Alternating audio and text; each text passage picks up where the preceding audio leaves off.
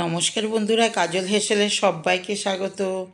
তো বন্ধুরা দেখো, আজ আমি একটা পনিরের রেসিপি নিয়ে চলে আসলাম, সম্পূর্ণ নিরামিষ পনির ভাপা। তো বন্ধুরা দেখো আমি কিভাবে করছি।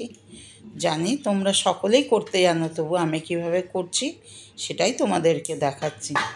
তো দেখো এখানে 300 গ্রাম পনির নিয়েছি। পনিরটা আমি প্রথমে পিস পিস করে কেটে নেব। কাটাটা আমি যেভাবে কাটছি সেইভাবেও তোমরা কাটতে পারো। তোমরা ইচ্ছে করলে আরও বড় করেও কাটতে পারো, আরও ছোটো করেও কাটতে পারো। দেখো আমি এইভাবে কেটে নিচ্ছি।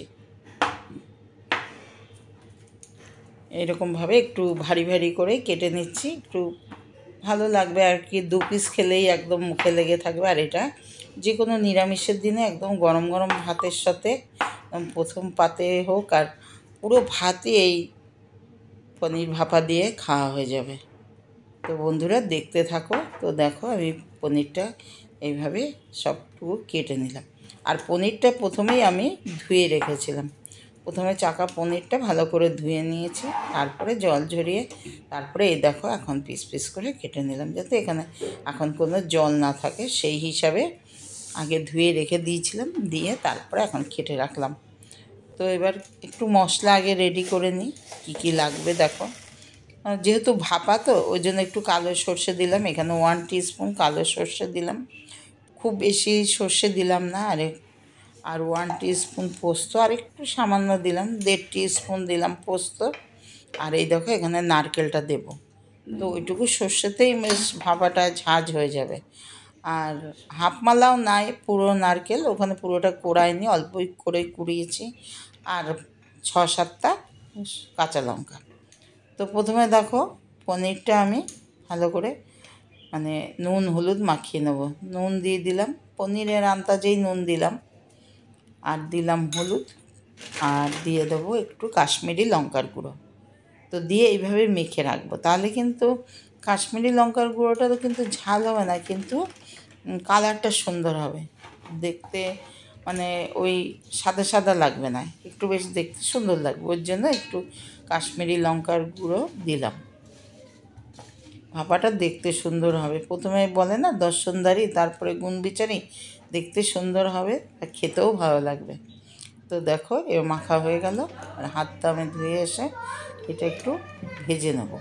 তো আমি এটা সর্ষের তেল দিয়ে ভেজে নিচ্ছি। তো একটা ফ্রাই প্যান বসিয়ে দিয়েছি, তার মধ্যে সর্ষের তেল দিয়ে দিলাম, দিয়ে এবার পনিরগুলো বসিয়ে দেবো, একটু হালকা ভেজে নেব। আমাদের বাড়িতে আবার একদম কাঁচা যে পনিরটা দিয়ে রান্না সেটা খুব একটা পছন্দ করে না, কারণ ওনাদের একটু একটা দুধ দুধ গন্ধ লাগে। তো ওর জন্য আমি পনিরটা ভেজে নিচ্ছি। আর আমি মোটামুটি পনির সব মোটামুটি ভেজেই করি। তো এটা ভাপা করব, এটাও ভেজেই করছি, সেটাই তোমাদেরকে দেখাচ্ছি। বন্ধুরা দেখতে থাকো।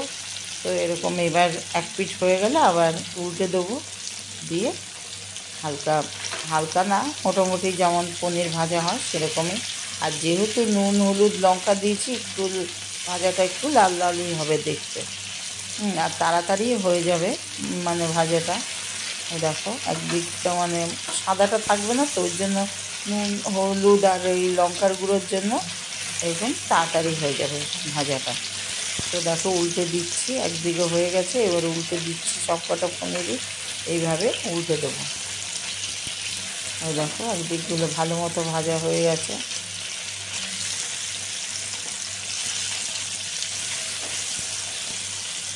আর এটা শুধু গরম গরম ভাত কেন, ফ্রাইড রাইস পোলাও দিয়েও খেতে ভালো লাগে এই পনির ভাপাটা।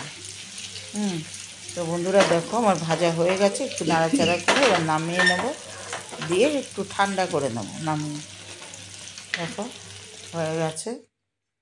এবার একটা টিফিন বক্স নিয়ে নিলাম। তো এবার রেডি করতে হবে, তো ওর জন্য টিফিন বক্স নিয়ে এবার এই দেখো তোমাদের দেখালাম সর্ষে পোস্ত আর নারকেল কাঁচা লঙ্কা এগুলো দিয়ে একটা পেস্ট বানিয়ে নিয়েছি। দেখো ওরা সব একসাথে এটা পেস্ট বানিয়ে নিয়েছি, এর মধ্যে দিয়ে দিলাম। একটা টিফিন বক্স নিয়ে, একটা টাইট টিফিন বক্সই নেওয়া ভালো যাতে খুলে নেওয়া যায়। এবার দেখো এখানে দিয়ে দিলাম 1/2 টিস্পুন রোস্টেড জিরা পাউডার। এটা শুকনো খোলায় গরম করে জিরাটা আমি গুঁড়ো করে নিয়েছি। আর দিয়ে দিলাম আন্দাজ মতো নুন আর আন্দাজ মতো চিনি। একটু এটাতে একটু মিষ্টি দিতেই লাগবে, ওর জন্য দিয়ে দিলাম। আর নুন চিনিটা তোমরা তোমাদের পছন্দ মতো দেবে। আর দিলাম দেখো হলুদও দিয়ে দিলাম। দেওয়ার পর ওই দেখো মিক্সি ধোয়ার জল দিয়ে দিলাম অল্প, খুব বেশি জল না, মানে ওইটা একটু ধুয়ে যেহেতু লেগেছিল ওর মধ্যে, ওইটা ধুয়ে একটু জলটা দিয়ে দিলাম। দেওয়ার পর নাড়াচাড়া করে ভালো করে মিশিয়ে নিয়ে এই দেখো ভেজে রাখা পনিরটা এর মধ্যে দিয়ে দিলাম। জাস্ট ঠান্ডা হয়ে গেছে, এবার দিয়ে দিলাম তেলটাও যেটুকু ছিল দিয়ে দিলাম ওর মধ্যে। ওই তেলটা আর রাখার কোনো ব্যাপার না, কিন্তু এর মধ্যেই দিয়ে দিলাম। এই দেখো এবার নাড়াচাড়া করে নিচ্ছি। দেখবে শুধু হওয়ার পরে কালারটা কত সুন্দর আসবে।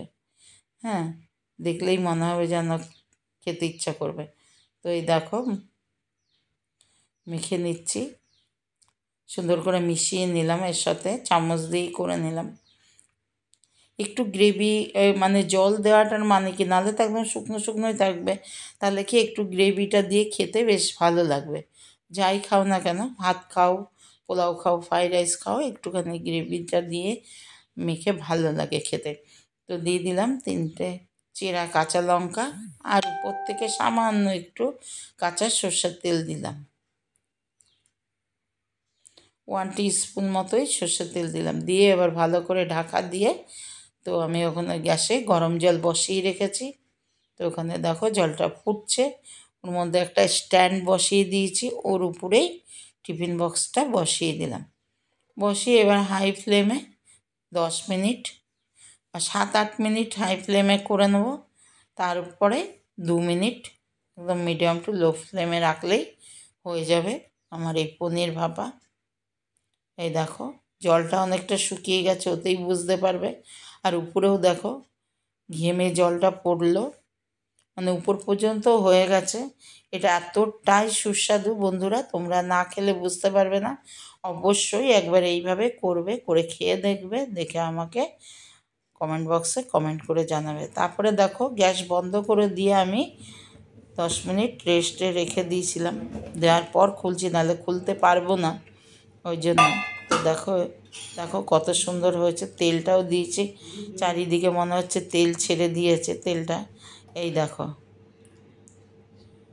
দেখো কত সুন্দর হয়েছে। তো বন্ধুরা তোমাদের যদি ভালো লাগে অবশ্যই একটা লাইক দিয়ে ভিডিওটা দেখো, আর বন্ধুবান্ধবদের মধ্যে শেয়ার করে নিও। আর আমার চ্যানেলে নতুন বন্ধু এলে চ্যানেলটিকে সাবস্ক্রাইব করার অনুরোধ রইল। পাশে থাকা বেলটি অবশ্যই প্রেস করবে, তাহলে আগামী দিনে যত নিত্য নতুন রেসিপি তার আপডেট সবার আগে তোমার কাছে পৌঁছে যাবে। তো বন্ধুরা তোমরা এতক্ষণ দেখার জন্য তোমাদের অনেক অনেক ধন্যবাদ। ভালো থাকবে, সুস্থ থাকবে।